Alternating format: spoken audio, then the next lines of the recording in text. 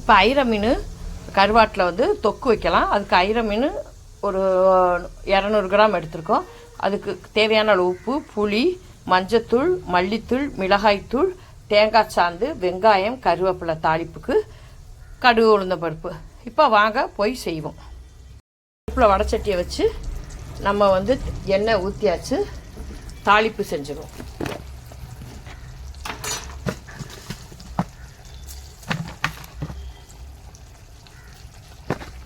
சீரகம் போட்டு தாளிச்சிட்றோம். பொரிஞ்சிருச்சு. தேவையான அளவு கருவேப்பிலை போட்டு தாளித்த ஒருபாடு தேவையான அளவு வெங்காயம் போட்டு பொரிய விடுவோம். நல்லா பொரியட்டும். இந்த வெங்காயம் வதங்குறதுக்கு தக்கன உப்பு போட்டுக்குவோம். வெங்காயம் நல்லா வதங்கிடுச்சு. இப்போ வந்து வெங்காயம் நல்லா வதங்கிடுச்சு. நெத்திலி கருவாடை போடுவோம்.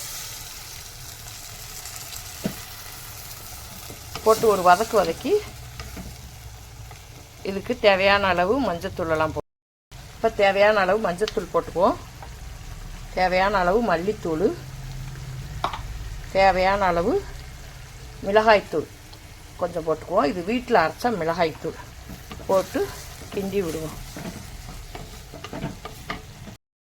இப்போ வந்து வதங்கிடுச்சு. இப்போ வந்து இதில் புளித்தண்ணி, இப்போ கொஞ்சோன்னு இதில் வந்து புளிச்சாறு கொஞ்சம் ஊற்றிக்குவோம். இப்போ இதில் கொஞ்சம் கொஞ்சம் தேங்காய் ஊற்றிடுவோம். போட்டு வதங்கட்டும். நல்லா வதங்கட்டும். இப்போ இதுக்கு ஒரு மூடியை போட்டுருவோம். இப்போ நெத்திலி கருவாட்டு தொக்கு வந்து ரெடி ஆயிடுச்சு. நம்ம கருவேப்பிலையை மேலே தூவி அப்படியே இறக்கி வச்சுருவோம். எங்களுடைய சேனலை லைக் பண்ணுங்கள், ஷேர் பண்ணுங்கள், கமெண்ட் பண்ணுங்கள். நன்றி, வணக்கம்.